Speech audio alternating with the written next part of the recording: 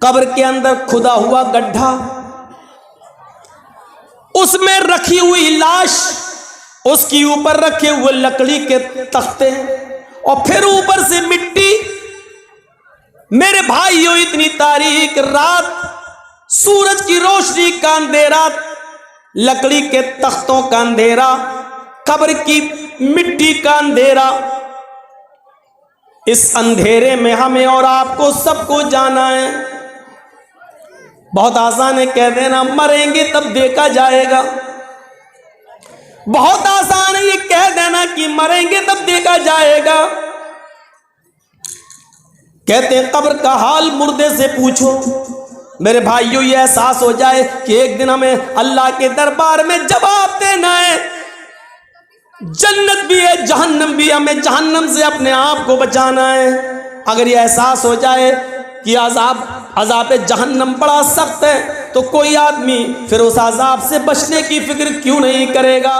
20 साल पहले मैंने कहा था, जिस मस्जिद के अंदर कब्र होगी उस मस्जिद के अंदर नमाज नहीं होगी, नहीं माना जाता। दलील क्या दी जाती है? मदीने में अल्लाह के रसूल की भी तो कब्र है, उसको भी तो दीवारों से घेर दिया गया है।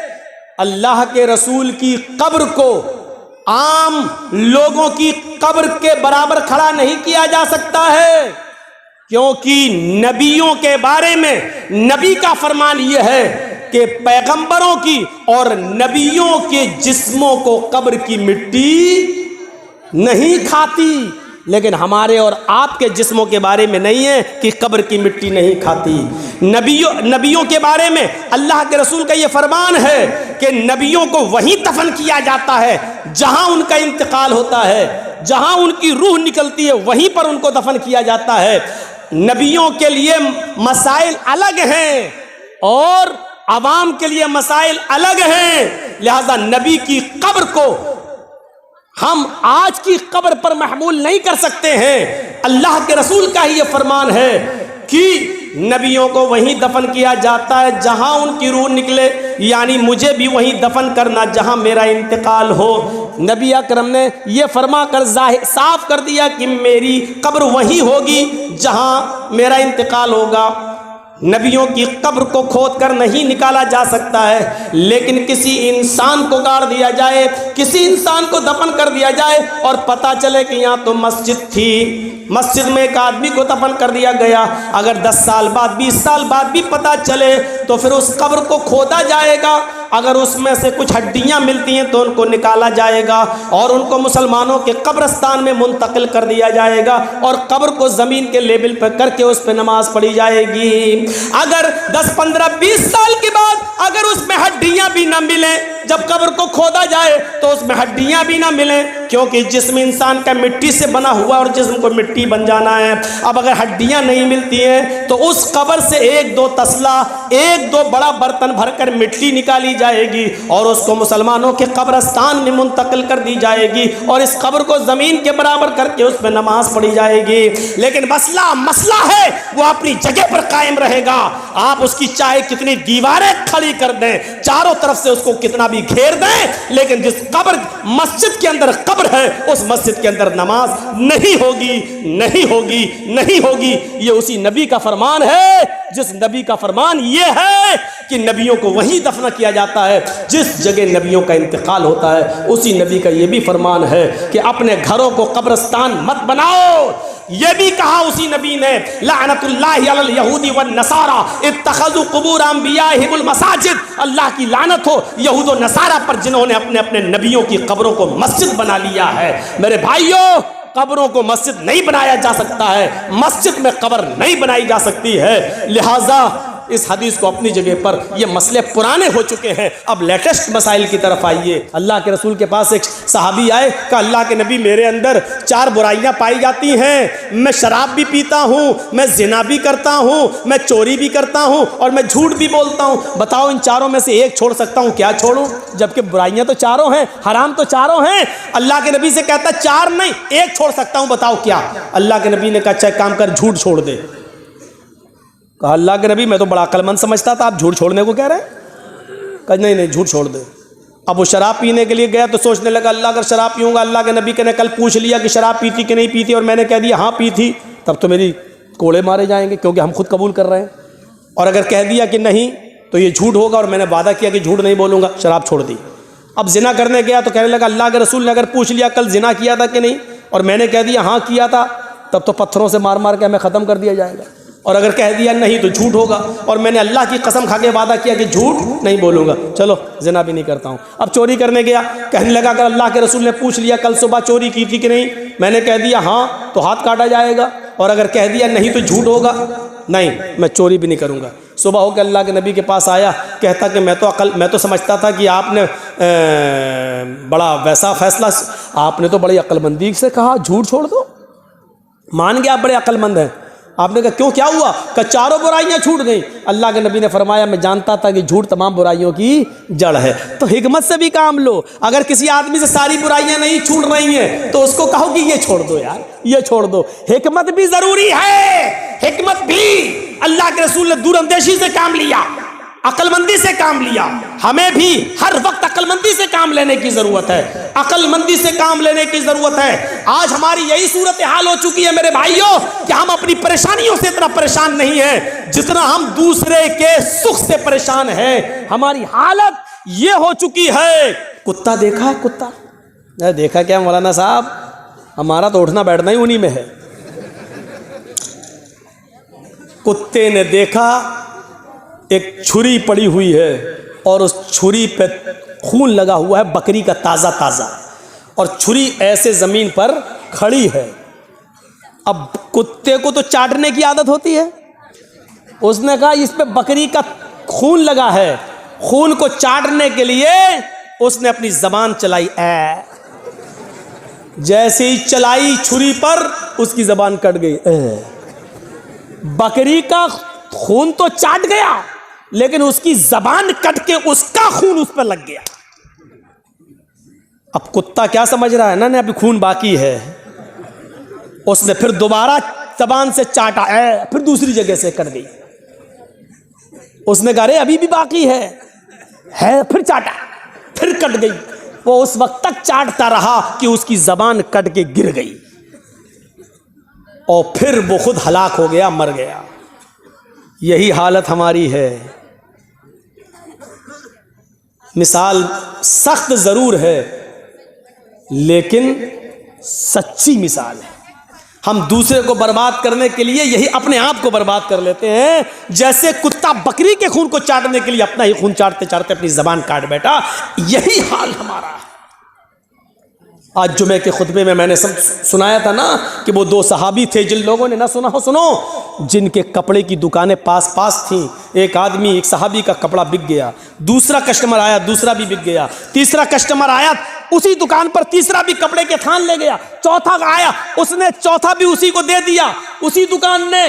पांचवा कस्टमर आया उसी दुकान पर कपड़ा खरीदने। दुकानदार कहने लगा नहीं, अब वो कपड़ा मेरे पास नहीं है, मेरे भाई के पास चले जाओ, इससे भी अच्छा कपड़ा तुम्हें वहाँ मिल जाएगा, ये पड़ोस में दुकान है।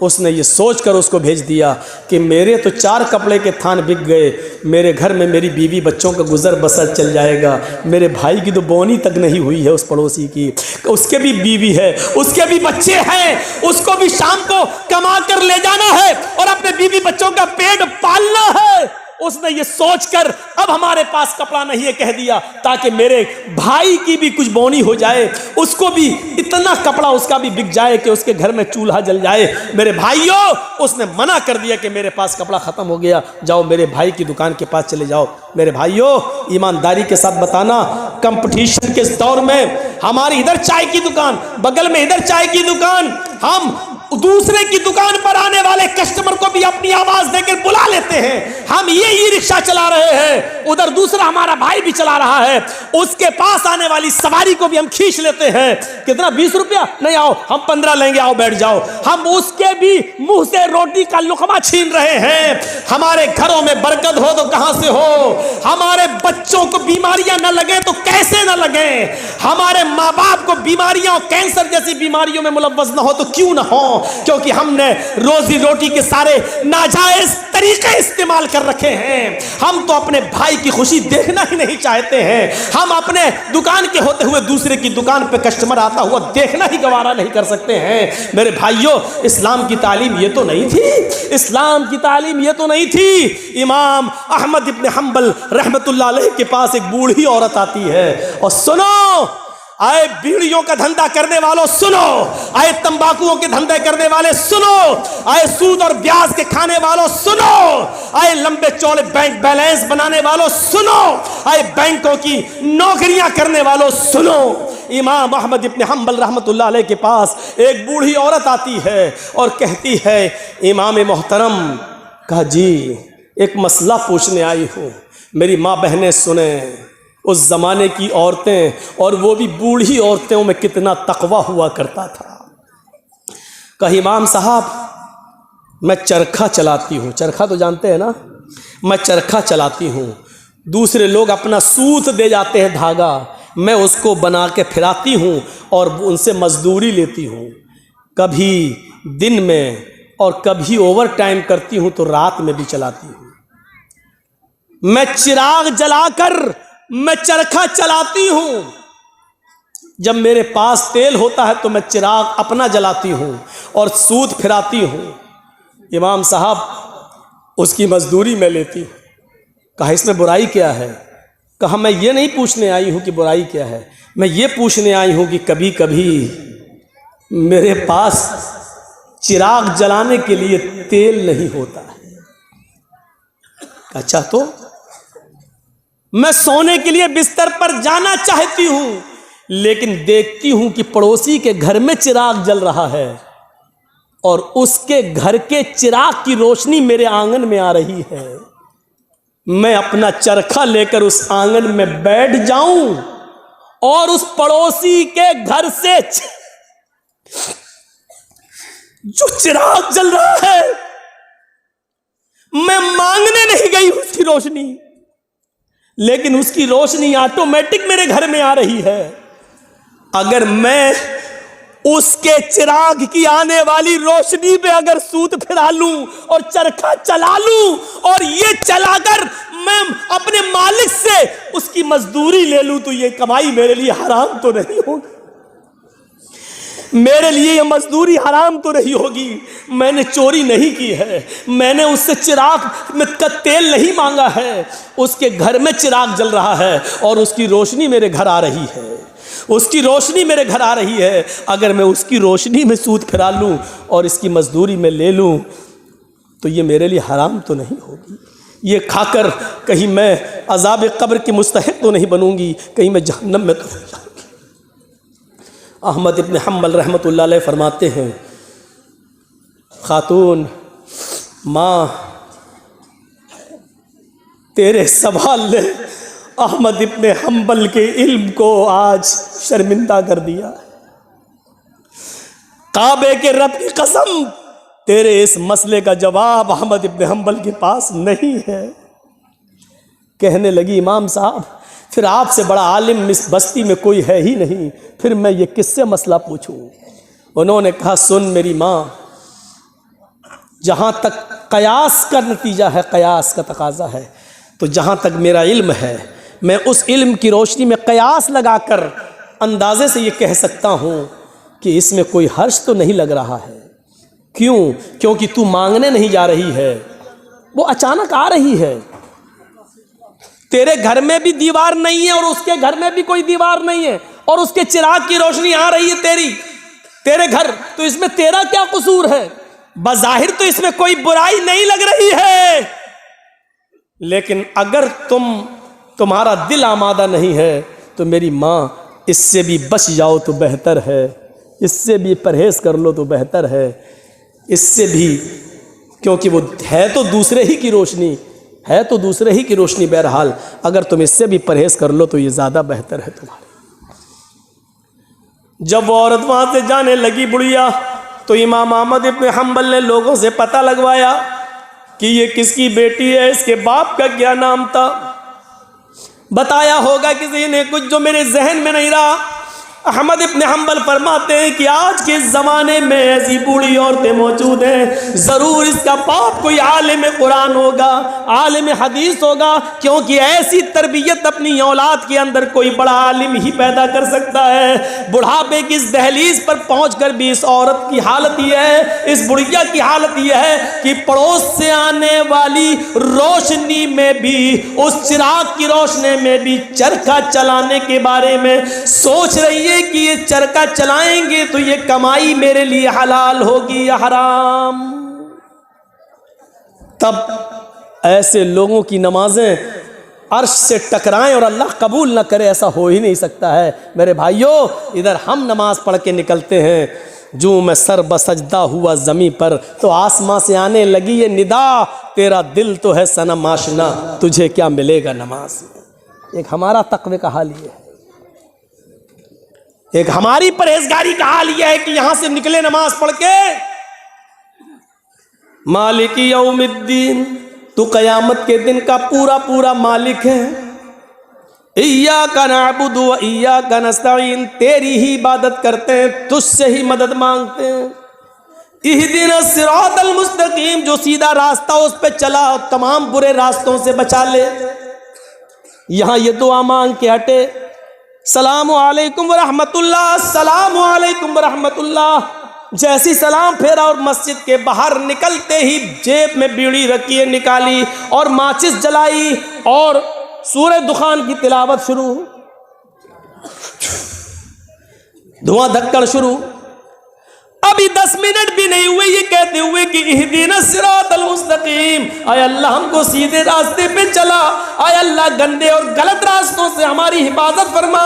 अब ये दुआ मांगे हुए 10 मिनट भी नहीं हुए और यहाँ आकर ये है हमारी इबादतों का और हमारी नमाजों का हाल। मेरे भाइयों, जायजा लो, इमाम अहमद इब्न हम्बल के पास जो बूढ़ी औरत आती है, उस औरत के सवाल से जरा इबरत हासिल करो कि हमारी इबादतें अल्लाह के यहाँ कबूल हो भी रही होंगी या नहीं हो रही होंगी। सोचो तो सही, गौर तो करो। मेरे भाइयों, यहां आदि इब्ने उमैर है, जंग बदर में गिरफ्तार करके लाए जाते हैं। आदि इब्ने उमैर है, गिरफ्तार करके लाए जाते हैं, पकड़ के लाए जाते हैं, पैरों में बेड़ियां डाल दी जाती हैं। ये आदि इब्ने उमैर मुसाब इब्ने उमैर के भाई हैं, भाई मोमिन हैं और आदि काफिर है। मुसाब सहाबी और आदि काफिर, दोनों भाई हैं, सगे भाई हैं। अल्लाह के नबी सल्लल्लाहु अलैहि वसल्लम ने फरमाया कि जो गिरफ्तार करके काफिर लाए गए उनके पैरों में बेड़ियां डाल दो। आदि के पैरों में जब बेड़ियां डाली जाने लगी तो मुसाब इब्ने उमैर वहीं खड़े हो गए और जो उनके पैरों में बेड़ियां डाल रहा था सहाबी, आदि इब्ने उमैर के पैरों में वहीं खड़े होकर मुसाब इब्ने उमैर कहने लगे, आए सहाबी अपने दोस्त से, अरे दोस्त, इसके पैरों में बेड़ियां जरा टाइट डालो, यहां से कस दो, मैं इसको अच्छी तरीके से जानता हूं, ये लॉक तोड़ने में, जंजीर तोड़ने में बड़ा माहिर है, यहां से टाइट कर दो वरना ये तोड़ के भाग जाएगा। जब मुसाब इब्ने उमैर ये कह रहे थे कि इसके पैरों में यहां से टाइट करो, यहां से टाइट करो, यहां से लॉक लगाओ, तो आदि इब्ने उमैर को इतना गुस्सा आ रहा था कि मारे गुस्से के आदि चीख पड़ा, आए मुसाब, तुझे शर्म आनी चाहिए, तू उसी उमैर का बेटा है जिसका बेटा मैं हूं, तेरी रगों में उसी बाप का खून तोड़ रहा है जिसका खून हमारी रगों में तोड़ रहा है, लेकिन आज तुझे भाई कहते हुए शर्म आ रही है। तेरी गैरत कैसे गवारा कर रही है कि तेरी आंखों के सामने तेरे सगे भाई के पैरों में बेड़ियां डाली जा रही हैं और तू देख रहा है खड़े होकर, और देख ही नहीं रहा है बल्कि मशवरा दे रहा है कि यहां से टाइट करो। थूकता हूं तुझ पर भाई कहते हुए, शर्म आती है तुझे। इधर मुसाब इब्ने उमैर कहते हैं, चुप, खामोश, तू भाई है मेरा? नहीं, तू मेरा भाई नहीं है।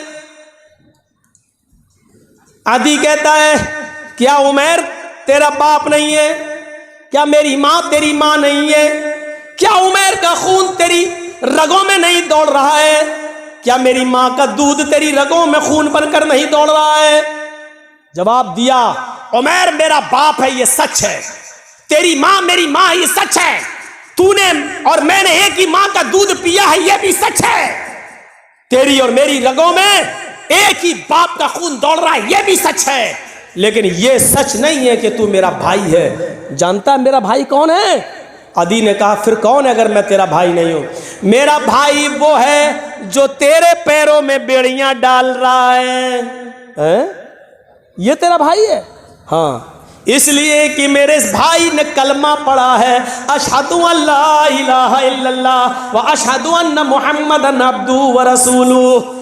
बुखारी शरीफ की हदीस के इस वाक़े से हमें यह पता चलता है मेरे भाइयों कि इस्लाम लाने के बाद, ईमान कलमा पढ़ने के बाद, ला इलाहा इल्लल्लाह मुहम्मदुर रसूलुल्लाह का इकरार करने के बाद, इस्लामी रिश्ते से कलमे की बुनियाद पर अपने साथी की जो इज्जत होती है वो फिर सगा भाई भी वो दर्जा नहीं रखता है। क्या जवाब दिया? खूनी रिश्ते को कुर्बान कर दूंगा, लेकिन कलमे की बुनियाद पर ये मेरा भाई है, इस रिश्ते को मैं कुर्बान नहीं करूंगा। आया आदि, तू मेरा भाई नहीं, मेरा भाई वो है जो मेरे पैरों में बेड़ियां डाल रहा है, इसलिए कि इसने कलमा पढ़ा है, अशहदु अल्ला इलाहा इल्लल्लाह व अशहदु अन्ना मुहम्मदन अब्दुहु व रसूलुहु। इस कलमे की बुनियाद पर ये मेरा भाई है, तू भाई नहीं है। ये होता है इस्लामी रिश्ता। और इस्लामी रिश्ता इतना अहम होता है कि उसके लिए खूनी रिश्ते को कुर्बान कर दिया जाता है। अरे कम से कम उतना ही करो जो अपने लिए पसंद करो, वो अपने भाई के लिए पसंद, अपने मुसलमान भाई के लिए पसंद कर लो, यही काफी है। इतना ही करो। आज के जमाने में सईद इब्ने जुबैर को हज्जाज इब्ने यूसुफ की पुलिस ढूंढ रही थी। सईद इब्ने जुबैर को हज्जाज इब्ने यूसुफ की पुलिस ढूंढ रही थी। हुक्म था उसको पकड़कर जिंदा मेरे पास लाओ, उसको कत्ल किया जाएगा। सईद इब्ने जुबैर बड़े नेक आदमी थे, लेकिन हज्जाज इब्ने यूसुफ ने बड़े नेक लोगों को ही कत्ल किया है। एक एक करके न जाने कितने सहाबा को उसने कत्ल किया है। हज्जाज इब्ने यूसुफ ने सईद इब्ने जुबैर को पुलिस ढूंढ रही थी, पुलिस तलाश कर रही थी, लेकिन सईद इब्ने जुबैर किसी के हाथ नहीं लग रहे थे। रात को वो बहुत सी दूरी तय करके हज्जाज इब्ने यूसुफ की सल्तनत से निकलना चाह रहे थे, उसके मुल्क से बाहर भागने की कोशिश कर रहे थे ताकि मेरी जान बच जाए। लेकिन रात का वक्त था, अंधेरे में फायदा उठाकर वो जाया करते थे, और जब सुबह होती थी तो कहीं पनाह ले लिया करते थे ताकि हज्जाज इब्ने यूसुफ की पुलिस हमको न पकड़ ले। एक दिन रात को इशा की नमाज के बाद किसी मुसलमान के घर वो खाना खाने के लिए रुके थे, और मुसलमानों ही में से किसी ने जासूसी कर दी। हज्जाज इब्ने यूसुफ की पुलिस को बता दिया कि सईद इब्ने जुबैर फला आदमी के घर रुके हुए हैं, और रात का हिस्सा गुजरने के बाद वो इस घर से निकलेंगे और वो फिर भागेंगे। हज्जाज इब्ने यूसुफ की पुलिस आती है और इशा की नमाज के बाद उस घर पे छापा मारती है। सईद इब्ने जुबैर पकड़ लिए जाते हैं। अब बताता हूं, जासूसी किसने की? अपनों ने। अपने ही जासूसी करते हैं। लॉकडाउन के मौके पर आपने देखा होगा, हमारे उत्तर प्रदेश में तो वही हाल था, जब हर चीज़ का गोश्त बंद था, कुछ नहीं ले सकते थे, और चोरी छुपे कोई अगर भैंस काट लेता था तो अपने ही लोग जासूसी करते थे, फलां के घर में भैंस हुई है, और पुलिस आकर छापा मारती थी, जितने की भैंस नहीं उससे ज़्यादा जुर्माना वसूल करती थी। अपने ही जासूसी करते हैं। इनाम का लालच होगा, इतना मिलेगा।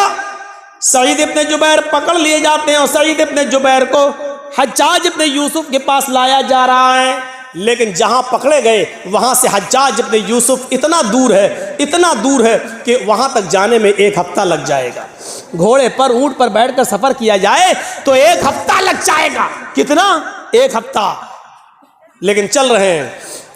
नमाज का वक्त होता, वो नमाज पढ़ते, सफर में रोजा माफ है, लेकिन सईद इब्ने जुबैर सफर में भी रोजा रख रहे हैं, क्योंकि उनको मालूम हो चुका है कि अब मेरी मौत का वक्त करीब है। हज्जाज के सामने मैं लाया जाऊंगा और मुझे कत्ल कर दिया जाएगा। लिहाजा वो दिन में रोजा रखना शुरू कर दिए। जहां पुलिस वाले आराम करने के लिए रुकते, वो वहीं नमाज पढ़ना शुरू कर देते हैं और नफली इबादत करना शुरू कर देते हैं। सईद इब्ने जुबैर की इबादत पुलिस वालों को बड़ी पसंद आई, उनका अखलाक बहुत पसंद आया। हज्जाज के दोनों पुलिस वालों ने 3 दिन के बाद कहा, देखो सईद इब्ने जुबैर बड़ा नेक आदमी है, अगर इसको हम हज्जाज के पास ले जाएं तो हज्जाज इसको कत्ल कर देगा, बेचारा बच्चों वाला आदमी है, बीवी बच्चे इसके महरूम हो जाएंगे, और हज्जाज को क्या मालूम कि हमने इसको पकड़ा है। ऐसा करो, इस बेचारे को छोड़ देते हैं, ये नेक आदमी है, अच्छा आदमी है, हज्जाज तो जालिम है, वो इसको कत्ल कर देगा। इन दोनों पुलिस वालों ने आपस में सलाह और मशवरा किया कि इस नेक आदमी के कत्ल की जिम्मेदारी हम अपने ऊपर न लें, छोड़ देते हैं इसको। ये दोनों पुलिस वाले सईद के पास आए, कहने लगे, आए सईद इब्ने जुबैर, आए सईद इब्ने जुबैर, तुम्हारी इबादत ने, तुम्हारे अखलाक ने मेरा दिल मोह लिया है। हम नहीं चाहते कि तुम्हें हज्जाज के पास लेकर चलें, मेरा दिल चाहता है कि तुम्हें हम छोड़ दें। आए हज्जाज, ये रात का वक्त है, अंधेरे का फायदा उठाओ और तुम निकल जाओ। हज्जाज को तो मालूम नहीं है कि मैंने तुम्हें गिरफ्तार कर लिया है, हम उसके पास जाएंगे और कह देंगे कि हमें सईद इब्ने जुबैर मिले ही नहीं। सईद इब्ने जुबैर ने कहा, तुम्हारी बड़ी मेहरबानी, मैं कसीरुल अयाल हूँ, मेरे बच्चे ज़्यादा हैं, मेरी बीवी है, बच्चों का बोझ है मेरे ऊपर, अगर तुम मुझे छोड़ रहे हो तो ये तुम्हारा रहमो करम है मेरे ऊपर। अच्छा है, छोड़ दीजिए भाई, मैं आपका ये एहसान कभी भूलूंगा नहीं। उन्होंने कहा, एहसान की क्या बात है, आप मुजरिम नहीं हैं, हज्जाज आपका दुश्मन है, वो आपको कत्ल करना चाहता है, जाओ। आए सईद, मैंने तुम्हें छोड़ दिया है, जाओ चुपके से, जाओ, निकल जाओ। सईद इब्ने जुबैर बड़े खुश होते हैं कि मुझे हज्जाज के पुलिस वालों ने छोड़ दिया, लेकिन उनकी खुशी ज़्यादा देर तक न रही। वो थोड़ी दूर तक आगे गए होंगे, जैसे यहाँ से मौज़मपुर बस आपका स्टैंड, 1 किलोमीटर तकरीबन गए होंगे, मुश्किल से 1 किलोमीटर गए होंगे, और जाने के बाद वहाँ कुछ सोचने लगते हैं और सोचकर फिर वहाँ से वापस आते हैं। 1 किलोमीटर गए, लेकिन कुछ उनके दिमाग में आया और वहाँ से सोचकर वो फिर लौटे आए, और लौट कर आने के बाद उन दोनों पुलिस वालों के पास आ गए और कहने लगे, आए हज्जाज इब्ने यूसुफ के पुलिस वालों, मुझे हज्जाज के पास ले चलो, मैं भाग कर, छिप कर भागना नहीं चाहता, मुझे हज्जाज के पास ले चलो। पुलिस वालों ने कहा, तुम्हारा दिमाग खराब है सईद, हज्जाज तुम्हारी जान का दुश्मन है, तुम्हें कत्ल कर देगा। कहा, वो मैं जानता हूं कि वो मुझे कत्ल करेगा, फिर का इसके बावजूद मैं उसके सामने जाना चाहता हूं। पुलिस वाले कहते, हज्जाज, आए सईद, बेवकूफ़ी मत करो, मैंने तुम्हें छोड़ दिया, फिर तुम क्यों आए। सईद इब्ने जुबैर रोते हैं और रोते हुए कहते हैं, आए पुलिस वालों, तुम्हें नहीं मालूम, जिस आदमी ने मेरी जासूसी की और तुम्हें यह बताया कि मैं इस घर में छिपा हूं, वो तो कहीं ना कहीं से देख ही रहा होगा, उसको तो ये मालूम ही होगा कि तुम दोनों ने मुझे गिरफ्तार कर लिया है, मुझे पकड़ लिया है। वो आदमी हज्जाज को ये खबर दे देगा, इन दोनों पुलिस वालों ने सईद को गिरफ्तार कर लिया। आए पुलिस वालों, अगर हज्जाज को ये पता चल गया कि तुमने मुझे पकड़ लिया था और फिर छोड़ दिया, तो मैं तो बच जाऊंगा, लेकिन फिर तुम्हारा हश्र ये होगा कि तुम दोनों को खूनी चमड़े पर लिटाकर बिठाकर तुम्हारी गर्दनों को उड़वा देगा, और मैं ये नहीं चाहता कि मेरी जान बच जाए और मेरे बदले में तुम दोनों की जान चली जाए, मेरी गर्दन महफूज रहे और तुम दोनों की गर्दनें कट जाएं। अल्लाह के नबी ने फरमाया, जो अपने लिए पसंद करो वो अपने भाई के लिए पसंद करो, और जो अपने लिए पसंद ना करो वो अपने भाई के लिए पसंद ना करो। जब मुझे अपनी गर्दन अपने लिए कटाना पसंद नहीं है, तो अपने वजह से, मेरी वजह से तुम दोनों की गर्दनें कट जाएं, ये मुझे कैसे पसंद हो सकता है। अगर मेरे बीवी बच्चे हैं तो आपके भी तो बीवी बच्चे हैं, फिर मेरे बीवी बच्चों में मैं खुश रहूं और तुम दोनों की जान जाए और तुम दोनों की बीवी बच्चे एक दूसरे के ऊपर बोझ बन जाएं, ये इस्लाम ने नहीं सिखाया, ये हमारे नबी ने नहीं सिखाया। आए हज्जाज के पुलिस वालों, मुझे हज्जाज के पास लेकर चलो। इसके बावजूद उन दोनों ने समझाया, लेकिन नहीं माने सईद इब्न जुबैर, हम अपने लिए तुम्हारी ज़िंदगी ख़तरे में नहीं डाल सकते हैं। आखिरकार ज़िद करते रहे और वो दोनों पुलिस वाले उनको पकड़कर हज्जाज के सामने ले आए। हज्जाज ने कहा, बहुत बहुत मुबारक, तुम इनको पकड़ कर लाए हो, तुम्हें इनाम से नवाजा जाएगा। और कहा, कोई ख्वाहिश है तुम्हारी? उन्होंने वही ख्वाहिश जाहिर की कि हमें 2 रकात नमाज पढ़ना है। कहा, पढ़ लो। खूनी चमड़ा बिछा दिया गया। कुछ खाना है, कुछ पीना है? कहा, नहीं। क्यों? आखिरी तमन्ना तो सबसे पूछी जाती है, कुछ खाना हो पीना हो तो बता दो। सईद इब्न जुबैर ने कहा, इन्नी साइमुन, मैं रोजे से हूं। हज्जाज इब्न यूसुफ ने कहा, चलो।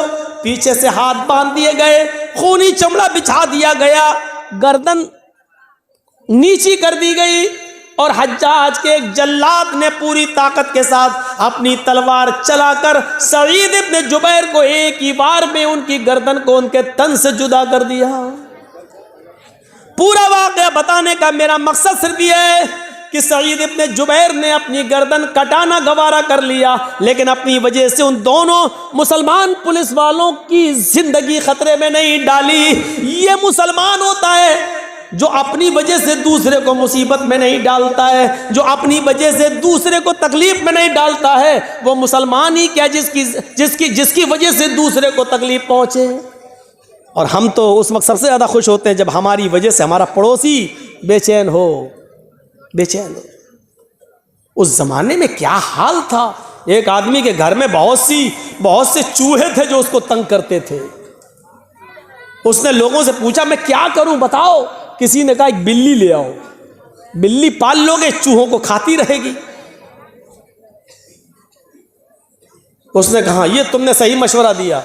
3-4 दिन के बाद उसी आदमी ने पूछा, क्या हुआ, बिल्ली लाए? उसने कहा, नहीं लाए। कहा, फिर क्या हुआ? क्या हुआ, चूहे हैं, अब क्या करेंगे? तो कहा, बिल्ली क्यों नहीं लाते हो?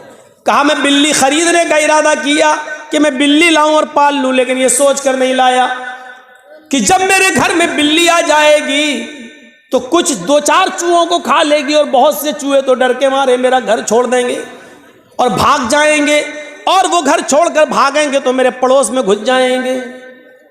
और अल्लाह के नबी ने फरमाया, पड़ोसियों का बहुत बड़ा हक है। जो चीज़ मैं अपने लिए पसंद नहीं करता हूँ, चूहे वो डर के मारे मेरे पड़ोस के घर में पहुंचकर उनको वही तकलीफ दे जो मेरे घर में मुझे तकलीफ दे रहे हैं। तो ये भी तो सही नहीं है कि मैं अपनी तकलीफ से बच जाऊं लेकिन अपनी तकलीफ अपने पड़ोसी को दे दूं। ये कौन सा ईमान था यार, ये कौन सा जज्बा था? हैं? इस जज्बे को क्या कहेंगे आप? यहां तो बदगुमानियां हमने इतनी पाल रखी है एक दूसरे के खिलाफ। हमारी मौलाना जर्जीस की आपसे बनती नहीं है, अब हमें नहीं देखना चाहते, हम आपको नहीं देखना चाहते, गुस्सा घर में ही हो। अब आपने हमारे खिलाफ बहुत कुछ पाल लिया है, अपने दिमाग में रख लिया है, अब आपका जहन वही कहेगा जो आपके दिमाग में है। अब मौलाना जर्जीस चाहे कितना अच्छा काम कर रहे हो लेकिन आपको बुरा लगेगा। अब जर्जीस साहब नमाज पढ़ के निकलेंगे तो आप क्या कहेंगे, देखो 9 से चूहे खा के बिल्ली चली हज का, कितना बड़ा मुल्ला बना फिर रहा है। अच्छी तकरीर करेंगे तो कहीं देख कैसे दिखावा कर रहा है। क्यों? क्योंकि आपके दिमाग में मेरे ताल्लुक से वही भरा है। आप घर की छत पर खड़े हैं, मैं मस्जिद से निकल कर नमाज पढ़ के निकला हूं और मैं ज़बान में बोलता हुआ बड़बड़ाता हुआ जा रहा हूँ, सुभान अल्लाह अल्हम्दुलिल्लाह, सुभान अल्लाह अल्हम्दुलिल्लाह, मुँह चल रहा मेरा। और आपकी नज़र मेरी नज़र से मिल गई, आप घर की छत पे खड़े हैं, मेरे होंठ हिल रहे हैं और मैंने आपको देख लिया और आपने छत पे देखा ये होंठ हिल रहे हैं, तो आप समझेंगे ये कमीना मुझे गाली दे रहा है। ये बदगुमानी है। यही कुरान कहता है, या अय्युहल्लज़ीना आमनुज्तनिबू कसीरम मिनज़्ज़न्न इन्न बअज़-ज़न्नि, मोमिनो ईमान वालों एक दूसरे के बारे में ज़्यादा बुरे गुमान मत किया करो। बाज़ गुमान इंसान को गुनाहगार बना देते हैं। एक लड़की हेडफोन लगाकर चली जा रही है, बातें करती हुई जा रही है, उधर चाय की दुकान पे लड़के बैठे हैं, कहते हैं देख बॉयफ्रेंड से बात करती हुई जा रही है। यही है बदगुमानी। हो सकता है कि वो अपनी माँ से बात कर रही हो, हो सकता है कि वो हॉस्पिटल जा रही हो और उसका बाप बीमार हो, वो अपने भाई से अपने बाप की दवाओं के बारे में पूछ रही हो। हाँ, ये भी हो सकता है कि वो बॉयफ्रेंड से बात कर रही हो। लेकिन हमें अच्छा सोचने का हुक्म दिया गया है, बदगुमानी से हमें रोका गया है कि या अय्युहल्लज़ीना आमनुज्तनिबू कसीरम मिनज़्ज़न, ईमान वालो तुम ज्यादा गुमान मत किया करो, ज्यादा बदगुमानियों से बचो। इन्न बअज़-ज़न्नि, बाज़ बदगुमानियां इंसान को गुनाहगार बना देती हैं। अच्छा, जरूरी भी तो नहीं है, और ये बात जरूरी भी तो नहीं है कि हम जो सोचे वो सही हो। और कभी कभी हो सकता है दो आदमी हम लोग बैठे हैं और दोनों किसी के बारे में सोच रहे हो, दोनों गलत हों। मिसाल के तौर पर हमारे बगल में ये मौलाना साहब बैठे हैं, ये डॉक्टर हैं, हम भी डॉक्टर हैं। एक मिसाल, एक आदमी लंगड़ाता हुआ चला आ रहा है,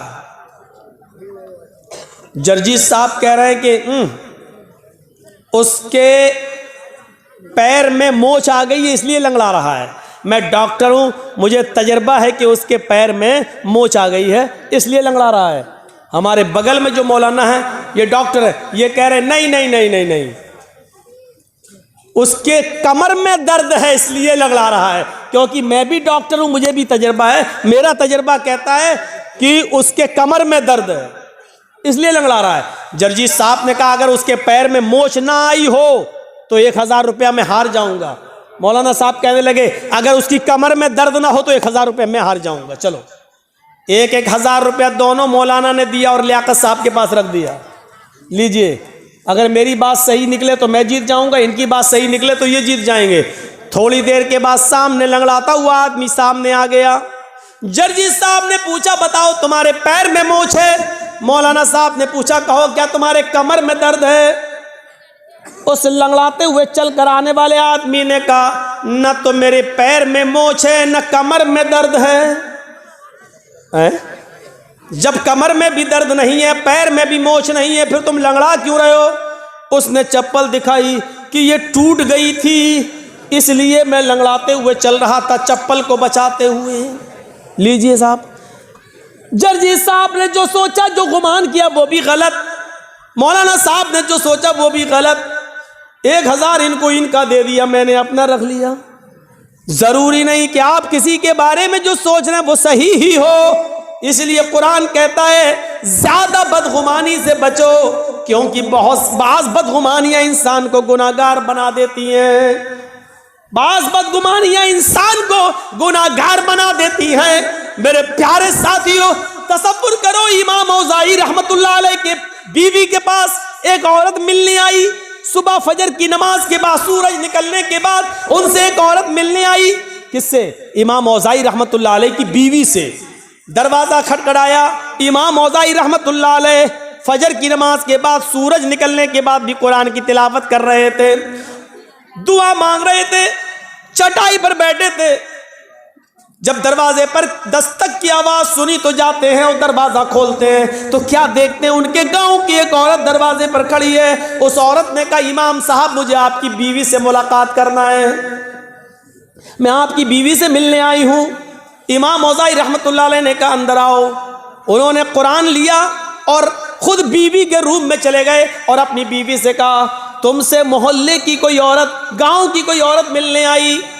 इमाम औज़ाई की बीवी निकल के आई और उस मोहल्ले की औरत को उसी चटाई के ऊपर बिठा दिया जिस चटाई पर इमाम औज़ाई कुरान पढ़ रहे थे।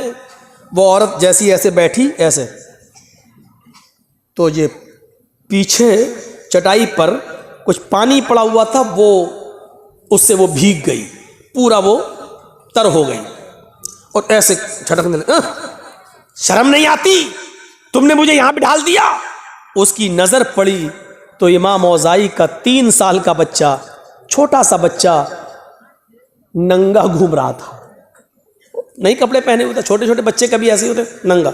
वो समझी कि इस बच्चे ने पेशाब किया है इसीलिए उसकी चड्डी अड्डी उतार दी गई है, ये नंगा है और इस बच्चे के पेशाब पे हमें बिठा दिया इस औरत ने। कहने शर्म नहीं आई, तुमने इस बच्चे के पेशाब पे मुझे बिठा दिया है। इमाम औज़ाई की बीवी कहती हैं कि बेफिक्र रहो बहन, ये पेशाब नहीं है, अरे तुम कह रही हो पेशाब नहीं है, बच्चा नंगा घूम रहा है, उसकी चड्डी ये पड़ी हुई है, भीगी हुई चड्डी ये पड़ी हुई है, और चटाई पर ये भीगा, और उसकी वजह से मेरा कपड़ा भीग गया, मैं नापाक, मेरा कपड़ा नापाक हो गया। अब घर जाने के बाद कपड़ा भी धुलूं और इतना हिस्सा भी मैं अपना धोऊं। इमाम औज़ाई की बीवी कहती है, मेरी बहन मैं तुमसे फिर कहती हूं कि बेफिक्र रहो, ये मेरे बच्चे का पेशाब नहीं है, आपका कपड़ा नापाक नहीं हुआ है, आपको इन्हीं कपड़ों में नमाज पढ़ लेनी है, धोने की जरूरत नहीं है। उस औरत ने कहा इमाम औज़ाई की बीवी से, इमाम साहब की बीवी, मैं कैसे यकीन कर लूँ, मुझे यकीन दिलाओ, अगर ये पेशाब नहीं है तो ये पानी कहाँ से आया? मुझे पानी की कोई बोतल नहीं दिखाई दे रही है, आसपास कोई घड़ा, कोई मटका, कोई सुराही नहीं दिखाई दे रही है, फिर ये पानी कहाँ से आ गया है, मुझे बताओ। इमाम औज़ाई की बीवी ने लास्ट में आकर कहा, मेरी बहन अब सुनो, बार बार कह रही हो, मैं बताना नहीं चाहती थी लेकिन अब बताना पड़ रहा है, ये जिसको तुम पानी समझ रहे हो ये पानी नहीं है, ये मेरे शौहर हैं। इमाम औज़ाई ये फजर की नमाज पढ़ने के बाद घर में आते हैं, सूरज निकलने तक ये कुरान की तिलावत करते हैं इसी चटाई पर बैठकर, और जब सूरज निकल जाता है तो उसके बाद में ये दुआ मांगते हैं, मग़फ़िरत, तौबा करते हैं, इस्तिग़फ़ार करते हैं, और जब अल्लाह से ये तौबा करते हैं, मग़फ़िरत की दुआ करते हैं, इस्तिग़फ़ार करते हैं, तो इतना रोते हैं, इतना रोते हैं, इतना रोते हैं कि इनके आँखों के आंसुओं से ये चटाई तर हो जाती है।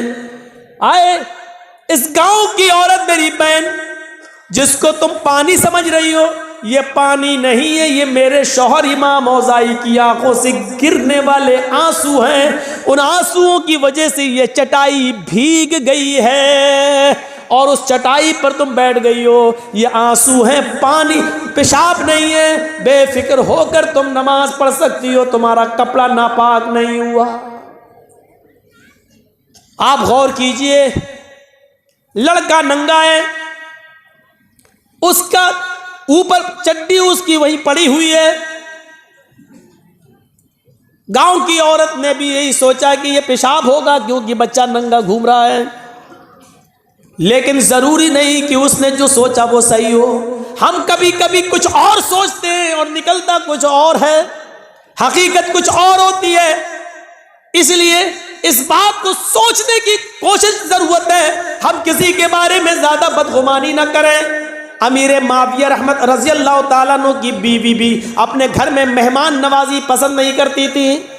मेहमान आ जाए, बहुत सी औरतें ऐसी होती हैं, घर में खूब अच्छा खाओ पकाओ, शौहर बच्चों को खूब खिला देंगी, लेकिन जहाँ उनके घर 2 दिन मेहमान आ जाए, 2 मेहमान लो आ गया, अब इसके लिए जागो, ऐसा लगता है ये शादी करके नहीं लाया, नौकरानी बना के लाया हमें अपने घर में।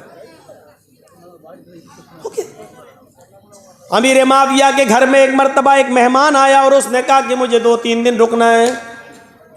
कहा ठीक है रुको, बाहर का कमरा दे दिया, खाना वाना खिलाया। अमीर माविया की बीवी को मेहमान नवाजी पसंद नहीं थी, वो सोचने लगी कि कुछ कमी निकालूं। कहा क्यों, ये मेहमान है, कहाँ कितने दिन रहेंगे? कहा पता नहीं कितने दिन रहेगा, 3 दिन तो वैसे ही उसका हक है, 3 दिन तक तो मैं उसको कुछ कह ही नहीं सकता, 3 दिन के बाद अगर रहता है तो उसकी मर्जी। अच्छा ठीक है। शाम का वक्त हुआ, इमाम अमीर माविया की बीवी ने सोचा कोई ऐसी कमी निकालूं, इसको घर से निकलवा दूं। इशा की नमाज के बाद अमीर माविया ने उस अपने मेहमान के कमरे में चटाई रख दी, रात में तहज्जुद पढ़ते हो तो पढ़ लेना, लोटा रख दिया, अगर वुजू बनाना हो तो पानी ये है, एक दूसरा पानी रख दिया, अगर इस्तंजा करना हो तो बाहर से दरवाज़ा खोलना और यहाँ खाली मैदान पड़ा है, यहाँ पर आप पेशाब करना हो तो यहाँ कर लेना और यहीं पर नमाज पढ़ लेना और फजर में इंशाअल्लाह मस्जिद में मुलाकात होगी। कहा ठीक है। बाहर का सिस्टम सब अलग करके अमीर माविया सो गए। थोड़ी देर के बाद जब उनकी बीवी ने देखा कि अमीर माविया सोए हुए हैं, रात काफ़ी हो गई है, कहा कि उठें और देखें कि मेहमान क्या कर रहा है। मेहमान अगर जग रहा हो और कुछ उल्टी सीधी खुराफात कर रहा हो तो अमीर माविया को जगाऊं और कहूँ कि और उसको निकाला जाए। अमीर माविया की बीवी उठती हैं और अपने मेहमान के रूम तक जाती हैं और दरवाजे में कान लगाती हैं तो क्या सुनती हैं कि मेहमान बड़ा बेहुदा और गंदा गाना गा रहा है। आवाज़ बड़ी प्यारी थी उसकी, सुरीली। उस सुरीली आवाज़ में वो बेहुदा और इश्किया गाना गा रहा, बड़ा बेहुदा गाना। अमीर माविया की बीवी को एक नुक्ता मिल गया, एक पॉइंट मिल गया। वो जल्दी से जाती है और अपने हस्बैंड को जगाती है, उठो। कहा क्या है, इधर आओ, देखो तुम्हारा मेहमान क्या कर रहा है। अरे मेहमान क्या कर रहा है, उसका तो रूम मैंने अलग कर दिया है, उसका कमरा अलग कर दिया है। अरे इधर तो आओ, इधर आओ, उठो उठो उठो। उठाया, देखो देखो देखो। कहा अरे कमरा बंद है। अरे दरवाज़ा, कान लगाओ, कान लगाओ। जब कान लगाया तो गाना बड़ा बेहुदा गाना गा रहा है। अमीर माविया से कहने लगी, देखो अभी भी इसको घर में रखोगे, ये ऐसा गाना गा रहा है, लगता है जैसे इसके घर में कोई माँ बहन बेटी ना हो, ऐसा गंदा गाना। अमीर माविया ने अपनी बीवी का हाथ पकड़ा और उसको खींचकर अपने बिस्तर पर लाए और फरमाया, जब मैंने उसके कमरे को अलग कर दिया, उसके रूम को अलग कर दिया, उसकी चटाई अलग कर दी, उसका मुसल्ला अलग कर दिया, उसका वुजू का लोटा अलग कर दिया, जब मैंने उसके कमरे से कोई मतलब भी नहीं रखा, तो तुमने दरवाजे पर कान लगाकर उसके अंदर की जासूसी क्यों की है? क्या तुम्हें नहीं मालूम मोहम्मद रसूलुल्लाह ने फरमाया, अगर घर के दरवाजे सब बंद हो और कोई तुम्हारे घर में झांकने की कोशिश करे, सुराख से या दीवार पर चढ़कर या किसी सांस से अगर तुम्हारे घर की जासूसी करे और तुम्हारी नजर पड़ जाए तो बाहर निकल कर तुम उसकी दोनों आंखें फोड़ सकते हो, तुम्हें कोई गुनाह नहीं। तुम उसकी जासूसी क्यों कर रही हो? वो अंदर क्या कर रहा, हमें क्या मतलब? भाई अंदरूनी खाना से हमें क्या मतलब, वो घर के अंदर क्या कर रहा है? तुम्हें किसी के घर के अंदरूनी मामले से क्या लेना देना? तुमने जासूसी क्यों की? अमीर माविया की बीवी बोलती, अब भी मुझी को कहोगे? कहा तुम्ही को कहूंगा, अल्लाह के रसूल ने जासूसी से मना किया, तुमने जासूसी क्यों की? चलो लेट जाओ, सो जाओ। ये देखो, इनको बताया तब भी हम ही को डांट रहे हैं। ठीक है सोती हूं। अब वो सोने लगी। अब अमीर माविया देख रहे हैं कि ये सो जाए तब मैं जाऊं उसको समझाऊं, अकेले में ये सो जाए। अब वो देख रहे सोए कि नहीं। काफ़ी देर के बाद उसको नींद आई और थोड़ी देर के बाद नाक का जनरेटर चलने लगा, खर्र खर्र। अमीर माविया समझे हाँ बेहोशी में हो, अब सो गई है। अब उठूं और उसको समझाऊं। अब मैं अपने मेहमान को समझाऊं, अकेले में नसीहत करो तो ज़्यादा फायदा करती है। अमीर माविया उठते हैं, उसके कमरे की तरफ जाते हैं, कान लगाकर सुनते हैं कि एक बार और देख लूं, अगर जाग रहा है तो अंदर जाऊं और नहीं जाग रहा हो, सो रहा होगा तो उसकी नींद खराब करने से क्या फ़ायदा? सुबह फजर के बाद जगा दूंगा, सुबह फजर के बाद समझा दूंगा। तो कान लगाते हैं कि देखें गाना गा रहा कि नहीं। अब जब कान लगाया तो क्या सुनते हैं कि वही मेहमान अब कुरान की तिलावत कर रहा है। अभी थोड़ी देर पहले गाना गा रहा था, लेकिन अब इतनी देर के बाद जब दोबारा कान लगाकर सुना तो वही मेहमान सुरीली और बेहतरीन क़िरात में कुरान की तिलावत कर रहा है। अमीर माविया भागते हुए गए और अपनी बीवी को उठाए, उठ उठ उठ उठ। कहा क्या? अरे उठ तो। कह रहे मैं इतनी गहरी नींद में सो रही थी, तुमको क्या सुबह नाश्ता हमें बनाना है, दोपहर में खाना हमें बनाना है, मेरी जान पर इतने काम पड़े हुए हैं, तुमने मुझे उठा दिया। अरे इधर आओ। कहा क्या है? कहा सुन सुन, कहने जासूसी करना तो मना है, फिर क्यों करवा रहे हो? अरे कर तो पहले सुन, तो खुद मना करते हो, खुद सुनवाते भी हो। कहाँ पहले सुन। बड़ा बहरूपिया है ये तो। कहा क्या? अभी तो गाना गा रहा था, कुरान पढ़ रहा है। कहाँ? अच्छा ये बताओ जासूसी क्यों करवाई? कहा मेरी बीवी, जासूसी यकीनन मना है, लेकिन हम में और तुम में फ़र्क है। तुमने मुझे मेरे भाई की बुराई दिखलाई, तुमने मुझे मेरे भाई की बुराई दिखलाई और मैंने तुम्हें अपने भाई की खूबी दिखलाई। अल्लाह के नबी फरमाते हैं बुराइयों पे पर्दे डालो और खूबियों को बयान किया करो। हम खूबी बयान कर रहे हैं, देखो ये मेरे भाई की एक अलामत। वो तो ठीक है, लेकिन बहरूपिया गाना क्यों गा रहा था? का सुबह निपटेंगे। फजर की नमाज दोनों ने जमात से पढ़ी और फजर की नमाज के बाद अमीर माविया ने उससे रात का मंजर बयान किया कि तुम गाना गा रहे थे और बाद में कुरान। तो उसने कहा जब आपको मालूम ही हो गया है तो सुन लो, मुझे बहुत टेंशन है, मेरी जिंदगी गमों में घुली जा रही है, मुझे एक पल भी सुकून नहीं मिलता है, इतने टेंशन है, इतने गम है। जब मुझे बहुत ज़्यादा गम होते हैं और जब गमों की वजह से मुझे नींद नहीं आती है, करवटें बदलता रहता हूँ, तो फिर मैं गुनगुनाने लगता हूँ, गाना गाने लगता हूँ, अपना दिल बहलाने की कोशिश करता हूँ, लेकिन गाना गाने की वजह से मेरे गम और बढ़ते जाते हैं, मेरी उलझनें और बढ़ती जाती हैं। फिर मैं वुज़ू बनाता हूँ और कुरान की तिलावत करना शुरू कर देता हूँ, इसलिए कि अल्लाह ने फरमाया अला बिज़िक्रिल्लाहि तत्मइन्नुल क़ुलूब, अल्लाह का जिक्र करने से ही दिलों को सुकून मिलता है। इसलिए मैं दिल को सुकून हासिल करने के लिए मैं कुरान की तिलावत करने लग जाता हूँ। अमीर माविया ने कहा जिंदगी से लड़ना सीखो, जिंदगी से लड़ना सीखो, गमों को पछाड़ना सीखो।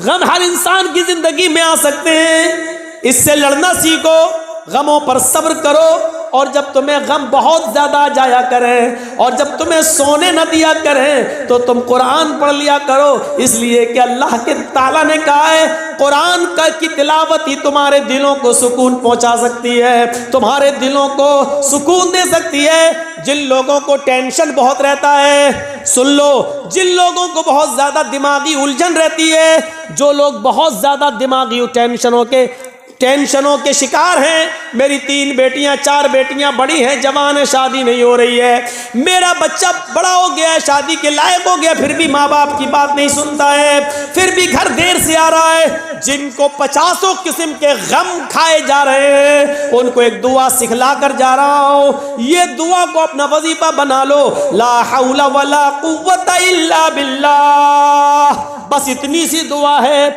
इस दुआ को उठते बैठते पढ़ते रहा करो। अल्लाह के नबी फरमाते हैं ये ला हौला वला कुव्वता इल्ला बिल्लाह, ये 99 बीमारियों की दवा है, और सबसे हल्के दर्जे की बीमारी यह है कि इंसान के गम नहीं दूर हो रहे हो, इंसान को टेंशन हो, तो ये सबसे हल्की बीमारी है जो इस दुआ से चली जाती है। इससे बड़ी बड़ी 98 बीमारियां और हैं जो इस दुआ के पढ़ने से जाएंगी। मेरे भाइयों, ये दुआ को हमारी माँ बहनें भी याद कर लें, आप भी याद करिए। टेंशन की ये दुआ है, जहनी उलझन की ये दुआ है, गम और उलझन, और जिसके दिमाग में हजारों किस्म के ख्यालात आते हैं, उसकी जिंदगी में सुकून नहीं, तो वो ये दुआ पढ़ता रहे, ला हौला वला कुव्वता इल्ला बिल्लाह। और साथ में ये दुआ भी अगर मिला सकता है तो मिला ले, या मुसर्रिफल कुलूबी सर्रिफ कल्बी अला दीनिक, ऐ दिलों के पलटने वाले मेरे दिल को अपने दीन की तरफ, अपने मजहब की तरफ, इस्लाम की तरफ पलट दे, मेरा दिल इधर उधर नहीं सिर्फ अपने दीन की तरफ लगा दे। ये दोनों दुआएं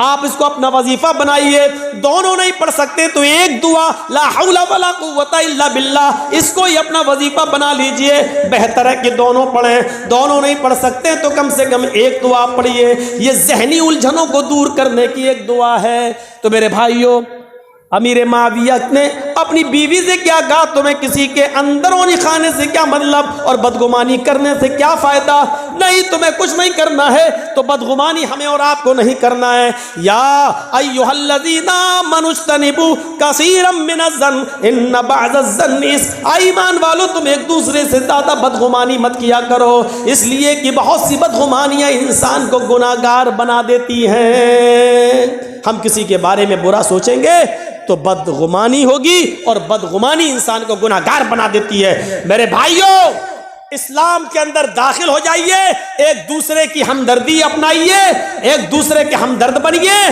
और साथ में मैंने शुरू किया था कि जो नमाज किसी भी हाल में माफ नहीं है, मेरे भाइयों उस नमाज के लिए हमें और आपको हर वक्त तैयार रहना चाहिए। मैंने सुबह जुमे के खुतबे में कहा था कि अगर गांव में कोई लड़का किसी लड़की को लेके भागता है, उसकी पंचायत हो जाती है, तो गांव में सरदार को चाहिए कि अगर कोई आदमी नमाज नहीं पढ़ता है तो उसकी भी पंचायत होनी चाहिए, उसके ऊपर भी जुर्माना आयद होना चाहिए।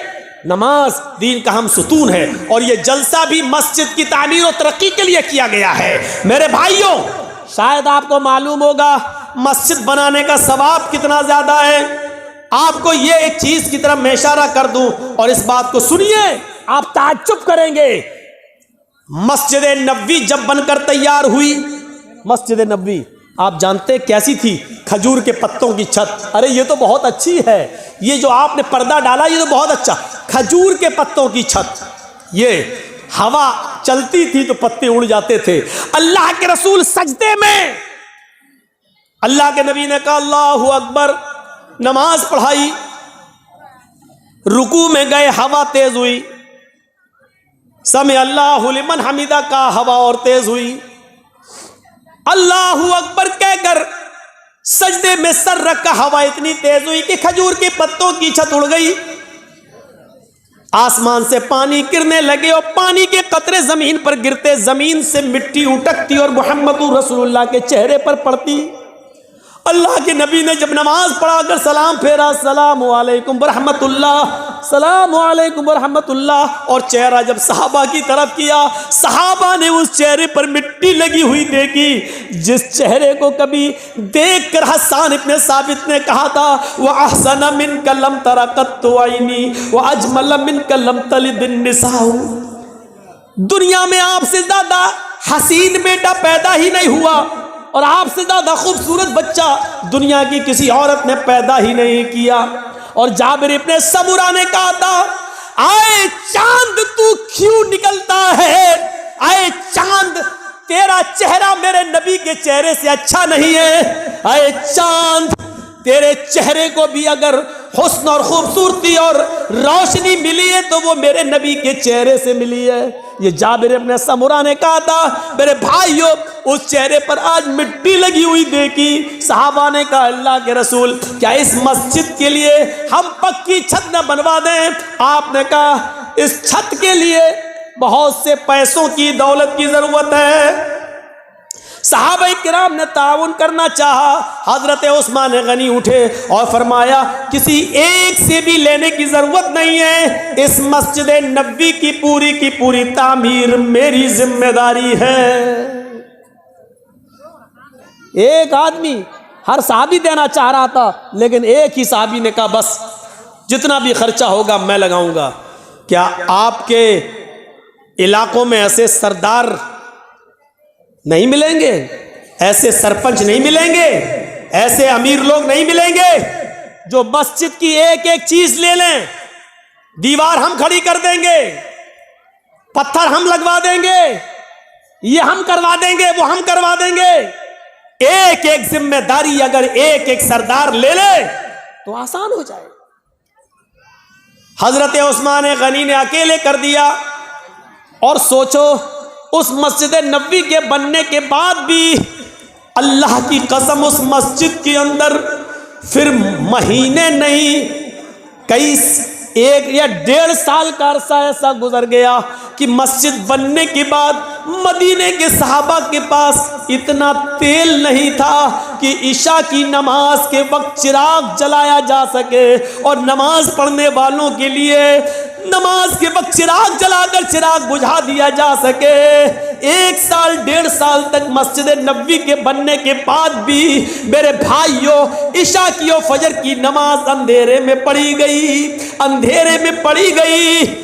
एक दिन अल्लाह के रसूल इशा की नमाज पढ़ाने के लिए आए तो क्या देखते हैं कि मस्जिद के कोने में चिराग जल रहा है। इशा की नमाज पढ़ाने के लिए जब आते हैं तो मस्जिद के कोने में चिराग जलता हुआ देखते हैं।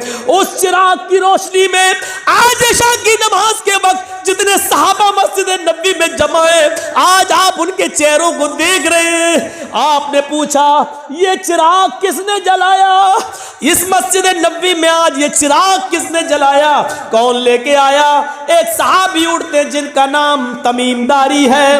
वो सहाबी उठते और कहते हैं अय अल्लाह के नबी, ये चिराग मैंने जलाया है, मेरे पास फाजिल तेल था, मेरा खर्चा अपने घर का चल जाएगा। मैंने देखा कि अल्लाह के घर में अंधेरा रहता है। मैं तेल ले आया, मैंने चिराग बनाया और जला दिया।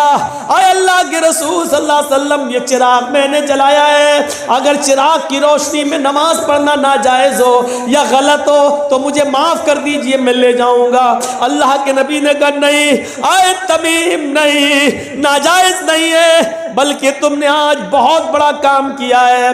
आपने नमाज पढ़ाई और नमाज पढ़ाने के बाद साहबा की तरफ चेहरा किया और चेहरा करने के बाद फरमाया आए तमीम, आए तमीम, कद नव्वरतल इस्लाम। आए तमीम, तूने आज मस्जिद नबी को रोशन नहीं किया है, तूने आज सिर्फ अल्लाह के घर को रोशन नहीं किया है, आज तूने चिराग जलाकर पूरा इस्लाम चमका दिया है, पूरा इस्लाम रोशन कर दिया है, पूरे इस्लाम को एक नई रोशनी दे दी है। मेरे भाइयों, जब मस्जिद के अंदर एक छोटा सा चिराग जलाने पर इस्लाम की रोशनी करार दे दिया गया है, तो मस्जिद में बढ़ चढ़कर हिस्सा लेना कितना बड़ा सवाब होगा। हमें और आपको ये सोचना चाहिए, ये 5-5 और 10-10 रुपए का चंदा मांगते हुए और लोगों को करते हुए और आपको देते हुए शर्म आनी चाहिए। मैं ये नहीं कह रहा हूं कि नहीं देना चाहिए, शर्म ये आनी चाहिए कि हम अल्लाह के घर के लिए 10 रुपए दे रहे हैं, जबकि हम अपनी गाड़ी में 100 रुपए का 1 लीटर पेट्रोल भरवा लेते हैं जो उससे ज्यादा होता है। इस बात पर शर्म आनी चाहिए कि हमारे बच्चे 20, 25, 50 रुपए की जो टॉफियां और चॉकलेट हमसे खा जाते हैं और हम मस्जिद को 10 रुपए का चंदा दे रहे हैं। मेरे भाइयों, मेरा वक्त 1 बजे तक खत्म हो चुका है, लेकिन आपसे चलते चलते इतना जरूर कहूंगा कि मुझे थोड़ी देर 10 मिनट तक स्टेज पर रहना है। 10 मिनट तक मैं अपनी मोहब्बत का इजहार देखना चाहता हूं। आप जो 20, 22, 25 साल से मुझे यहां बुला रहे हैं, इस मस्जिद के लिए चंदा किया गया है, इन दोनों हदीसों को मैंने आपके सामने पढ़ के सुना दिया है। अब ये देखता हूं आपका जज्बा, आपका ईमान और अपनी मोहब्बत की, आपको मेरे ताल्लुक से आपके दिल में क्या मोहब्बत है कि सिर्फ नाम के जर्जीत साहब मशहूर है या मेरी बात को भी आप उसका भी लिहाज रखते हैं। 10 मिनट में आप मेरे हाथ पर कितना पैसा ला सकते हैं इस मस्जिद के लिए, ये मुझे आज आपकी मोहब्बत देखना है। अपने ताल्लुक से भी और इस्लाम के ताल्लुक से भी माइक नहीं रहेगा। हम उस तरीके की दुआएं भी नहीं देते कि अल्लाह तुम्हारे रिस्क में बरकत दे, अल्लाह ये करे ना। हम चंदा करते वक्त इस तरीके की दुआओं को हम जायज समझते हैं। हम तो बस इतना जानते हैं, आप लाइए और खुद दिल में नियत कर लीजिए कि ये सवाब किसको पहुंचाना चाहते हैं आप, और आपके दिल की नियत के मुताबिक आप खुद चंदा दीजिए, ताबुन कीजिए। आप जो नियत करेंगे आपको आपकी नियत के मुताबिक सवाब मिलेगा। अगर आप चाहते हैं कि मेरे माँ बाप को सवाब मिले तो आप ये दिल में नियत करिए कि अल्लाह इस मस्जिद में ताबुन का सवाब मेरे माँ बाप को दे।